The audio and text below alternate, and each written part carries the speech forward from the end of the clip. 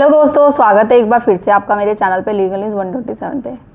दोस्तों जी हाँ, जैसे आपने मेरा थंबनेल देखा कि पत्नी अगर आपके घर वापस नहीं आ रही है, बहुत टाइम से मायके जाके बैठी हुई है, अब उसको घर बसाने की चिंता नहीं है, पति की सास ससुर की सेवा की चिंता नहीं है, चलो सेवा की तो छोड़ो, वो घर बसाना ही नहीं चाहती, वापस आ ही नहीं रही है, तो आपको घबराने की ज़रूरत नहीं है। इस सिचुएशन में अब आपको डिवोर्स ज़रूर मिलेगा।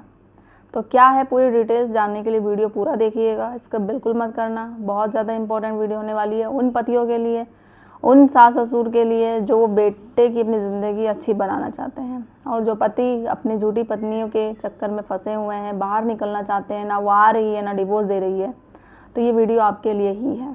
तो ज़्यादा से ज़्यादा लोग तक शेयर कर दीजिए, चैनल को सब्सक्राइब करना बिल्कुल मत भूलिए। जल्दी मिलती हूँ मैं कैसे ही इन्फॉर्मेटिव वीडियो के साथ मिलती रहूँगी, आपको तक शेयर करती रहूँगी ताकि आप तक ये जो मैं नॉलेज शेयर करती हूँ कि आपको किस तरीके से इस केस से बाहर निकलना है, कैसे केस जीतना है या कैसा डिवोर्स चाहिए, मैं आप तक जो लीगल है अवेयरनेस, लीगल गाइडेंस वो शेयर करती रहती हूँ। तो मेरा मेन मकसद आपको है कि आपको केस से बाहर निकालना, जो आपकी प्रॉब्लम है उस प्रॉब्लम का सोल्यूशन देना। तो बात करते हैं, बहुत सारे पति यही कन्फ्यूज़ होते हैं कि भाई पत्नी तो जाके घर पे बैठ गई, जैसे लड़ाई झगड़ा होता है तो पत्नी क्या करती है, लड़ाई झगड़ा करके मायके पहुँच जाती है, उसके बाद कुछ टाइम वेट करके होता है कि आप पे केस कर देती है। ठीक है, पति अब वो घर बसाना चाहता है भाई, तो बहुत कोशिश करता है कि वो वापस आ जाए, कॉल पे बात करेगा, जाके फेस टू फेस भी बात करेगा, कॉल पे बात नहीं करेगी, ब्लॉक कर देगी, अपनी फैमिली वालों से बोलता है, वो अपने उसके पेरेंट्स जाते हैं उसके घर पे, बल्कि वो भी जाता है, फिर भी कोई बात नहीं, बदतमीजी से बात करना, बात नहीं सुनना, यहाँ तक कि तो भाई कौन अपनी इज्जत गवाएगा, बार बार इतनी बेइज्जती करना हर तरीके से, और पूरे रिश्तेदारों में बोलना फिर कि ये लोग तो ऐसे हैं, ये है, शादी करते हैं पैसे के लिए, इस तरीके से। आप उससे पूरी कोशिश कर ली, यहाँ तक फिर वो ये सोचता है कि चलो सेक्शन 9 का केस कर दिया जाता है, वो मेरी बात नहीं सुन रही है, नोटिस भेज के केस करके किसको वापस लाने के लिए, कोर्ट बोलेगा तो क्या पता वो आ जाएगी। सेक्शन 9 का भी केस होता है, कोर्ट भी ऑर्डर देता है कि आपको ससुराल में जाना पड़ेगा। इतनी कोई बड़ी बात नहीं जितना आप रिएक्ट कर रहे हो, क्योंकि शादी एक बार होती है, बार बार नहीं, इस तरीके से तोड़ा नहीं जाता है। अगर आप शादी कर रहे हो, ये नहीं कोई गुड्डे गुड़िया का खेल है कि तोड़ दो दोबारा कर लो, तो आप क्या मतलब कैसे श्योर हो कि अगर एक शादी आपकी सक्सेसफुल नहीं हो रही है तो दूसरी हो जाएगी? ऐसा तो नहीं है, बहुत ही रेयर चांस होता है बट बहुत कम चांस होता है। अब जब आपको पता चल गया कि भाई आपने पूरी कोशिश कर ली, एड़ी चोटी का जो जोड़ लगा लिया, फिर भी पत्नी नहीं आ रही है, फिर भाई आमतौर पर पति यही सोचता है कि भाई हम अब डिवोर्स ही लेंगे। ठीक है, अब डिवोर्स लेने के लिए आपके पास क्या ग्राउंड है? सबसे पहले जब डिवोर्स की एप्लीकेशन डालोगे तलाक की, तो उस पर आधार बताओगे अपना कि ये आधार है कि भाई आप पत्नी आपकी अडल्टरी में है, या फिर वो आपके साथ कुर्ता करी, जो उसने आरोप लगाई वो सारे झूठे हैं, ये बात आपको पता है, बट कोर्ट में साबित करनी पड़ेगी, पत्नी को भी साबित करनी पड़ेगी। जो वो एलिगेशन आप पे लगा रही है, आपके सास आपके माता पिता पे लगा रही है, वो आपको पता है वो भी केस झूठे हो जाएंगे, बट तलाक लेने के लिए आपको बताना तो पड़ेगा ना कि हाँ ये चीज़ें हैं, तो वो आपको बताना पड़ेगा। तो स्ट्रॉन्ग आधार मतलब strong ground with strong evidence होना चाहिए, फिर उसके बाद है जो आपका डिवोर्स होगा। नहीं तो वही 2-3 साल चक्कर काटोगे, हमेशा कहती हूँ, फिर उसके बाद आपको एक ही हाथ होगी, केस आपका डिसमिस हो जाएगा, तलाक नहीं मिलेगा, फिर आप कोर्ट पे ब्लेम करते हो कि कोर्ट तो तलाक देता ही नहीं है। तो कोर्ट तलाक कैसे देगा? जो आप आधार बता रहे हो एटलीस्ट उसको साबित तो करो। देखो, तलाक जो होता है 2 तरीके से होता है, मैंने आपको हमेशा बताया। एक म्यूचुअल, जिसे आपसे सहमति से करते हैं, वो हिंदू मैरिज एक्ट 13B के तहत फाइल किया जाता है सॉरी। दूसरा होता है जिसे हम कहते हैं एक तरफा में हिंदू मैरिज एक्ट 13A के तहत फाइल किया जाता है सॉरी।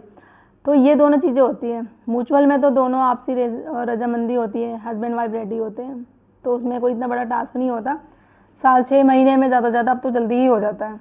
अब प्रॉब्लम होती है एक तरफा, जिसे हम कंटेस्टेड कहते हैं, जिसे हम 13A के तहत फाइल करते हैं तो उसको डिवोर्स में कन्वर्ट करने के लिए आपके पास आधार स्ट्रॉन्ग होना चाहिए। अब एक केस आया था, वैसे मैंने इससे पहले वीडियो बना रखी है, अब जो फर्स्ट टाइम मेरी वीडियो देख रहे हो उनके लिए बहुत फ़ायदा है, और आप जैसे ही लोग जो पीड़ित हो वहाँ तक मेरी वीडियो ज़रूर शेयर करें। पत्नी 2 साल से ऊपर रह रही है, आपको छोड़ के रह रही है, उससे ऊपर ही हो जाता है। ठीक है, आपका कोई उसके साथ फिजिकल रिलेशन नहीं है, उसने अपना जो पत्नी धर्म है बिल्कुल तरीके से नहीं निभाया, ना आपकी सेवा, पत्नी का धर्म, सास ससुर की सेवा करना, जो भी उसके कर्तव्य थे वो नहीं किया। शादी होते ही तुरंत 1 महीने रही, या हो सकता है किन बहुत केसों में तो उतने भी नहीं रहते, 1-2 दिन में ही चली जाती है। 2 साल से ऊपर ही हो गए हैं, तो आपके पास ये ग्राउंड हो गया है सेपरेशन का, जिसे हम कहते हैं जुडिशल सेपरेशन। जुडिशल सेपरेशन के तहत आप सेक्शन 10 का केस करके 13A के तहत ये केस फाइल कर सकते हो कि मेरी पत्नी 2 साल से ऊपर ही अलग रह रही है, अपने मायके में रह रही है। आप ये साबित कर दो, केस फाइल कर दो, एक तरफा तलाक है जो आपको मिल जाएगा। अब पत्नी वापस आए या नहीं आए कोई फ़र्क नहीं पड़ता, आपको डिवोर्स मिल जाएगा इस आधार पे कि आपका सेपरेशन है 2 साल में, आपका पति पत्नी का कोई रिश्ता अभी तक बना ही नहीं है, ना उसने कोई अभी तक पत्नी धर्म निभाया, सिर्फ वो झूठे केस पे झूठे केसेस कर रही है। या बहुत केसों में तो ये भी होता है वो केस कर ही नहीं रही है, चुपचाप से जाके बैठ गई है और बहुत साल हो गए हैं। तलाक के लिए बोलो तो तलाक नहीं देती। तो आप ये आधार बनाओ, आपको उसके पीछे पीछे घूमने की ज़रूरत नहीं है, आपको उससे बोलने की ज़रूरत नहीं है कि भाई मुझे तलाक दे दे, नहीं आ रही तो ठीक है तलाक दे दे, कम से कम क्या तुझे चाहिए, पैसा चाहिए, डिमांड चाहिए, ले ले बस तलाक दे दे। तो ये करने की ज़रूरत नहीं है, आपके पास एक आधार है, ऑलरेडी स्ट्रॉन्ग ग्राउंड है आपके पास, बस आपको उसको जानने की ज़रूरत है। इस आधार पे आप तलाक दे सकते हो। अब हम बात करते हैं कि कैसे पता चलेगा कि 2 साल का आपका सेपरेशन हो चुका है। एक मेरी वीडियो है, इस पर आप ज़रूर देखिएगा, बहुत मतलब वायरल वीडियो है वो मेरी, पति पत्नी कितने साल दूर रहने पे आपको तलाक मिलेगा। उसको मैं क्लियर डिटेल्स में मैंने बात करी है, वो ज़रूर देखिएगा। एक नॉर्मल मैं आपको वैसे बता देती हूँ उस पर आप कैसे पता चलेंगे 2 साल। तो आपने एक आइडिया लगा लिया कि भाई 2 साल हो गया या 3 साल हो गया, ठीक है। जिनका अब डाउट है 3 साल तो हो गया है, तो वो तो एग्जैक्ट चलो बोल देंगे 2 साल से ऊपर ही हो गया, क्योंकि 3 साल हो रहा है।